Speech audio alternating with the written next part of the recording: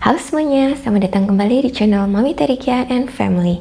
Di video kali ini kita akan bahas berapa sih jumlah tabungan yang ideal untuk usia 30-an supaya nanti bisa menikmati masa pensiun dengan nyaman dan tenang, dan gimana cara menabungnya. Kenapa saya bahas usia 30-an? Karena saya sendiri saat ini berusia 30-an dan bisa dibilang usia 30-an dan 40-an itu merupakan masa paling produktif manusia. Jadi gimana kita menghasilkan uang dan menabungnya di usia ini akan sangat mempengaruhi gimana kehidupan kita nanti di usia 50-an, 60-an, dan seterusnya. Berbicara mengenai jumlah ideal tabungan sebenarnya tergantung pada banyak faktor seperti lokasi tempat tinggal, sudah menikah atau belum, punya anak atau tidak, dan lain-lain.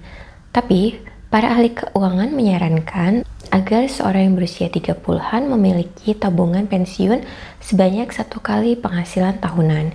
Jadi kalau misalkan teman-teman saat ini memiliki gaji 5 juta rupiah per bulan, berarti direkomendasikan untuk memiliki tabungan sejumlah 5 juta dikali 12 sama dengan 60 juta rupiah. Buat yang berumur 35 tahun, jumlah tabungan yang disarankan adalah 2 kali penghasilan tahunan. Contohnya kalau penghasilan bulanan adalah 5 juta per bulan, maka jumlah tabungan yang disarankan adalah 5 juta dikali 24 sama dengan 120 juta rupiah. Untuk mengetahui berapa jumlah tabungan ideal untuk usia 40-an dan seterusnya, teman-teman bisa cek di link yang saya cantumkan pada kolom deskripsi di bawah ini.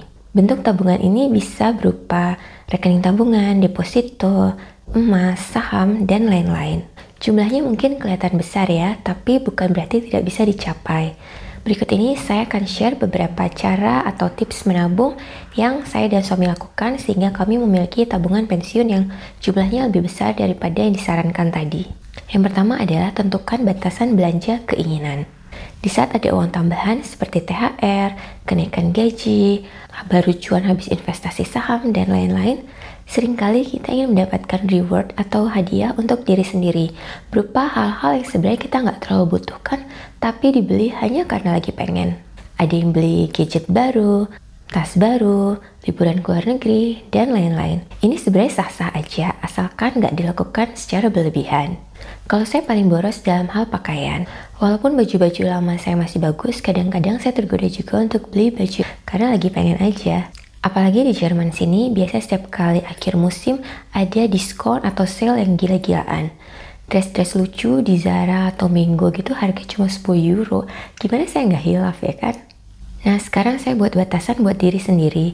Jadi untuk pakaian baru setiap tahunnya maksimal beli sebanyak 10 potong. Itu pun belinya kalau lagi sale aja. Sayang banget soalnya kalau beli di harga normal. Silakan teman-teman identifikasi belanja apa yang teman-teman sering lakukan yang sebenarnya nggak terlalu dibutuhkan. Dan buat batasan maksimal per tahunnya untuk belanja hal-hal tersebut. Yang kedua, batasi atau hentikan penggunaan kartu kredit. Di zaman sekarang ini banyak banget promo dari kartu kredit. Kalau nggak hati-hati, ikut promo itu bukannya hemat, malah makin membuat boros. Saya dan suami punya kartu kredit, tapi berbeda dengan kartu kredit di Indonesia. Kami baru bisa pakai kartu kredit tersebut kalau kami sudah mendepositkan sejumlah uang ke dalam kartu tersebut. Jadi sebenarnya mirip kayak kartu debit alias pakai uang sendiri. Tapi kartu ini bisa digunakan untuk pembayaran di toko-toko yang hanya menerima kartu kredit. Dan kami pakai kartu ini hanya kalau lagi travel. Karena ada beberapa website yang hanya menerima pembayaran lewat kartu kredit. Dan juga untuk memudahkan kalau kami travel ke negara-negara yang menggunakan mata uang berbeda. Soalnya nilai tukar mata uang kalau kita bayar lewat kartu kredit lebih bagus dibandingkan kalau kita tukar di money changer. Tapi uang yang dipakai adalah uang yang udah kami depositkan tadi ya, jadi bukan ngutang. Nah kalau kartu kredit di Indonesia dan negara lainnya seperti Amerika Serikat itu sistemnya berhutang. Punya kartu kredit seperti ini membuat pemiliknya merasa seolah-olah memiliki banyak uang, padahal uang yang digunakan adalah utang dari bank. Menurut saya sih sebaiknya nggak perlu kartu kredit, apalagi untuk membeli barang-barang konsumtif. Misalnya beli sepeda motor baru hanya karena ingin terlihat keren. Kecuali kalau beli sepeda motor barunya untuk dijadikan ojek online, jadi bisa menghasilkan uang kembali. Yang ketiga adalah memisahkan bukan menyisihkan. Setiap bulannya saya dan suami sudah menentukan jumlah uang yang akan ditabung. Jadi setiap kali terima gaji atau ada penghasilan, langsung dipisahkan dari tabungan utama sehingga tidak terpakai. Teman-teman bisa pisahkan ke dalam rekening yang lain atau dompet terpisah, amplop, dan lain-lain.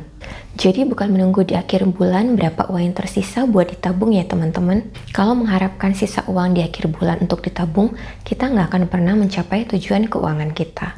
Sebelum lanjut ke tips berikutnya, kalau teman-teman merasa mendapatkan manfaat dari video ini, jangan lupa like dan subscribe ya, agar video ini semakin mudah ditemukan oleh teman-teman lain yang membutuhkan informasi tentang tabungan. Tips menabung berikutnya adalah kurangi pergaulan boros. Salah satu hal yang membuat banyak orang boros dalam penggunaan uang adalah tekanan dari lingkungan sosial. Memiliki teman atau kenalan yang suka pamer barang-barang mahal atau barang-barang bagus seringkali membuat kita merasa minder atau gengsi. Merasa minder kalau nggak punya HP merek anu seperti si A, atau gengsi karena nggak memakai tas merek anu seperti si B. Padahal kalau mau mengikuti lifestyle seperti itu, nggak akan ada habisnya teman-teman. Tiap bulan selalu aja ada keluar HP baru, tas baru, baju baru, dan hal-hal lain yang baru. Kalau kita mau mengejar lifestyle seperti itu, bisa-bisa hal-hal lain yang sebenarnya prioritasnya lebih tinggi, seperti tabungan pendidikan anak, dana pensiun, cicilan KPR, dan lain-lain malah terabaikan. Arisan-arisan juga lagi populer saat ini. Banyak arisan yang mewajibkan anggotanya untuk memakai tas, baju, atau sepatu yang warnanya seragam dan warnanya ganti setiap bulan. Itu kan nambahin pengeluaran tiap bulan ya. Menurut saya sih nggak perlu mengikuti pergaulan yang seperti itu. Yang kelima, menambah sumber pemasukan. Walaupun penghasilan teman-teman saat ini mencukupi atau bahkan berlebih, nggak ada salahnya menambah pemasukan. Bukan berarti nggak mensyukuri apa yang sudah dimiliki saat ini. Tapi masa depan kita nggak tahu kan ya, lebih baik punya cadangan daripada kekurangan uang kan?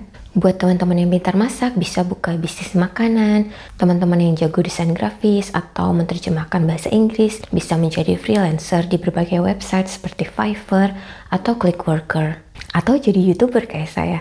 Walaupun uangnya masih kecil banget sih. Poinnya adalah menggunakan waktu luang yang kita miliki untuk sesuatu yang bermanfaat dan syukur-syukur bisa menghasilkan uang tambahan. Apakah teman-teman punya tips atau cara menabung lain yang belum saya sebutkan tadi? Silahkan share di kolom komentar di bawah ini ya, agar saya dan teman-teman yang lain juga mendapatkan pengetahuan baru. Terima kasih sudah menonton, selamat menabung, sampai jumpa lagi di video berikutnya.